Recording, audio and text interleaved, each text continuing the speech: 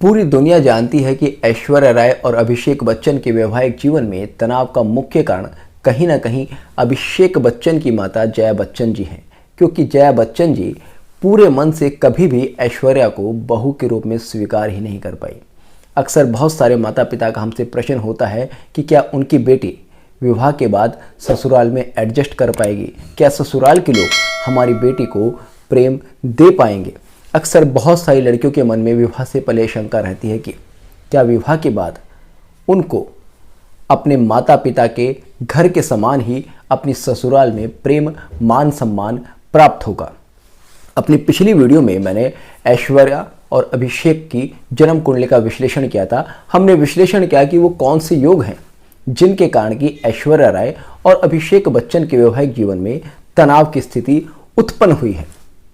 वहां पर कुछ मित्रों ने प्रश्न किया कि जन्म कुंडली से कैसे पता चले कि किसी स्त्री को अपनी ससुराल में पूरी तरह से मान सम्मान नहीं मिल पाएगा या फिर सास के साथ किसी लड़की की नहीं बन पाएगी, क्योंकि किसी भी स्त्री के लिए विवाह के बाद उस परिवार में एडजस्ट करना अपने आप में एक बहुत ही चुनौतीपूर्ण कार्य होता है। और ऐसे में अगर उसको ऐसी सास मिल जाए जो कि उसको पसंद नहीं करती, या परिवार में ऐसे लोग मिल जाएं जो कि उसके साथ एडजस्ट नहीं करना चाहते, तब वैवाहिक जीवन में बहुत ही विकट समस्याएं उत्पन्न हो जाती हैं। कई बार बहुत सी लड़कियों को अपने पति के साथ में कोई प्रॉब्लम नहीं होती, किंतु पति का परिवार उनको उचित मान सम्मान प्रेम नहीं दे पाता, जिस कारण की वैवाहिक जीवन में अनायास ही समस्याएं उत्पन्न हो जाती हैं। नारी ज्योतिष में मंगल को पति का कारक ग्रह माना गया है। मंगल से चतुर्थ भाव पति की माता और मंगल से दसम भाव पति के पिता को दर्शाता है। अगर सास से नहीं बननी तो ऐसी स्थिति में मंगल से चतुर्थ भाव के स्वामी और चतुर्थ भाव का विश्लेषण करना अति आवश्यक है। मंगल से चतुर्थ भाव यह स्थिति दिखाता है कि क्या किसी लड़की की अपनी सास के साथ बनेगी या नहीं बनेगी।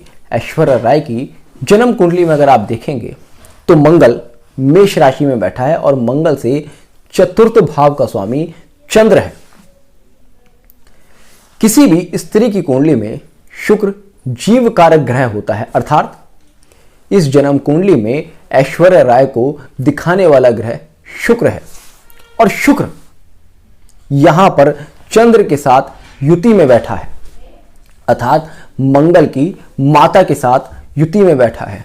ज्योतिष शास्त्र में शुक्र और चंद्र को नैसर्गिक रूप से शत्रु ग्रह माना है। जब भी किसी स्त्री की कुंडली में शुक्र और चंद्र की युति होगी, ऐसी स्त्री को अपने विवाह के बाद अपनी ससुराल में कहीं ना कहीं एडजस्ट करने में प्रॉब्लम होगी ही होगी।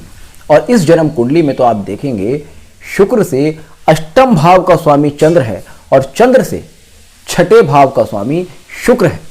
ऐसे में ये नैसर्गिक शत्रुता अपने आप में और भी ज्यादा प्रबल हो जाती है।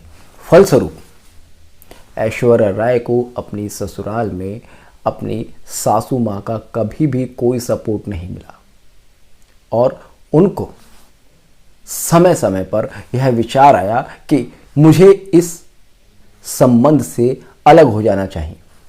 इसके बाद मंगल की स्थिति भी अपने आप में विचारनी होती है, क्योंकि मंगल पति का कारक ग्रह है। अगर मंगल के साथ में संबंध बन रहा है ठीक ठाक तो कोई लड़की एडजस्ट कर लेती है। अब इस जन्म कुंडली में अगर आप मंगल की स्थिति देखेंगे तो मंगल के त्रिकोण में राहु बैठा है, जो कि अपने आप में दिखाता है कि पति के साथ माता की वजह से बहुत ही अच्छे संबंध नहीं बन पा रहा है। क्योंकि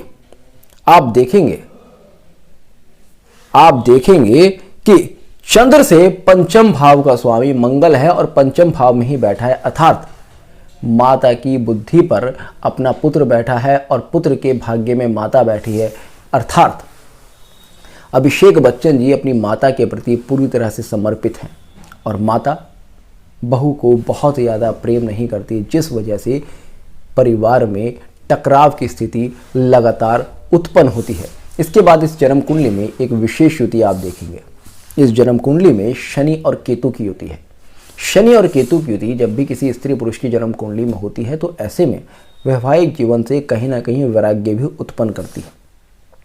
हालांकि ऐश्वर्या राय की जन्म कुंडली में शुक्र, चंद्र और राहु का अप्सरा योग बन रहा है, भोग योग बन रहा है। जब भी किसी फीमेल होरोस्कोप में शुक्र के ऊपर राहु का प्रभाव हो और वहाँ पर चंद्र का भी प्रभाव आ जाए तो ऐसी लड़कियाँ बहुत ज़्यादा ग्लैमरस होती हैं, बहुत ज़्यादा एक्सट्रोवर्ट होती हैं। किंतु वहीं अगर जन्म कुंडली में शनि और केतु की युति हो तो ऐसे लोग बहुत ज़्यादा इंट्रोवर्ट होते हैं। अब यहाँ पर ऐश्वर्या राय की जन्म कुंडली में दोनों ही स्थिति बन रही है, एक्सट्रोवर्ट, इंट्रोवर्ट। एक्सट्रोवर्ट लोग कई बार सोचते हैं कि भी ठीक है, हम किसी भी संबंध को चलाने के लिए किसी भी स्थिति तक जा सकते हैं, कहीं पर भी एडजस्टमेंट कर सकते हैं। इंट्रोवर्ट लोग सोचते हैं कि अगर हमें यहाँ पर एडजस्टमेंट में परेशानी आ रही है तब हम इस संबंध से अलग हो जाएं, क्योंकि इंट्रोवर्ट लोगों के लिए मानसिक शांति उनकी फर्स्ट प्रायोरिटी होती है और एक्सट्रोवर्ट लोगों के लिए सोशल इमेज उनकी फर्स्ट प्रायोरिटी होती है। अब ऐश्वर्या राय की कुंडली में दोनों ही योग बन रहे हैं, तो ऐसे में आपका भी प्रश्न होगा कि शनि केतु का अगर योग है तो ऐसा तो ऐश्वर्या की जिंदगी में कभी देखने के लिए नहीं मिला कि वो इंट्रोवर्ट हो, क्योंकि बहुत अच्छी ग्लैमरस लाइफ उन्होंने जी है, एक बहुत ही सक्सेसफुल करियर उन्होंने अपना अचीव किया है और फैमिली लाइफ में भी वो गई हैं। देखिएगा शनि यहाँ पर वक्री है, शनि के वक्री होने का यह प्रभाव हुआ कि जीवन के फर्स्ट फेज में उनको राहु का प्रभाव सर्वाधिक मिला, जिसलिए वो एक ग्लैमरस लाइफ जीती हैं। वो किसी भी तरह से अपनी फैमिली के साथ एडजस्ट करना चाहती हैं, सोशल इमेज का ध्यान रखती हैं।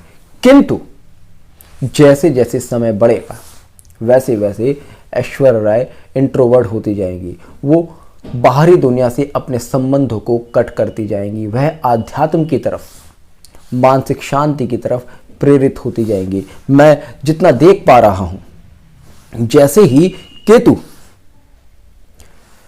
मिथुन राशि में अपना प्रभाव देगा, जो कि लगभग 4.5-5 वर्ष बाद देगा, वैसे ही ऐश्वर्या राय की मानसिक स्थिति, उनकी सोच में बहुत बड़ा परिवर्तन आएगा और वे पूरी तरह से इंट्रोवर्ट होती जाएंगी। और इतने ही समय में संभव है कि वो एक प्रॉपर डिसीजन ले लें कि उनको इस रिलेशन में रहना है या नहीं रहना है। हालांकि ऐश्वर्या राय ने अपने विवाह से पूर्व ही अनेकों उपाय किए, अनेकों पूजा पद्धति को फॉलो किया। शायद यही वजह है कि इतने सारे योग होने के बाद भी वह 16 वर्ष से इस वैवाहिक जीवन को चला रही है। संभव है वे आगे भी चलाती रहें, किंतु जन्म कुंडली ये दिखाती है कि इस जन्म कुंडली में सुखी वैवाहिक जीवन के योग बहुत कम है। खैर, ईश्वर की कृपा किसी भी दुर्योग के प्रभाव को समाप्त कर देती है। इसलिए संभव है कि इनके द्वारा किया गया कोई उपाय इनका वैवाहिक जीवन बचा ले जाए, किंतु वर्ष 2028-29 तक इनकी पूरी तरह से लाइफ स्टाइल चेंज हो जाएगी, पूरी तरह से एक आध्यात्मिक मार्ग की ओर अग्रसर होने की संभावना पूरी इनकी जन्म कुंडली से बनती है। अगर किसी भी जन्म कुंडली में आप शुक्र चंद्र की युति देखें और उसके बाद मंगल से चतुर्थ भाव के स्वामी का शत्रु होकर शुक्र के साथ कोई भी संबंध देखें, तो ऐसे में ऐसी स्त्री को ईश्वर की शरण में जाकर अपने सुखी वैवाहिक जीवन का आशीर्वाद जरूर लेना चाहिए। तो होपफुली आपको आज के वीडियो पसंद आया होगा। तो जुड़ेगा इष्ट सूत्र के साथ, मिलते हैं नेक्स्ट वीडियो में। तब तक के लिए जय हिंद, जय भारत।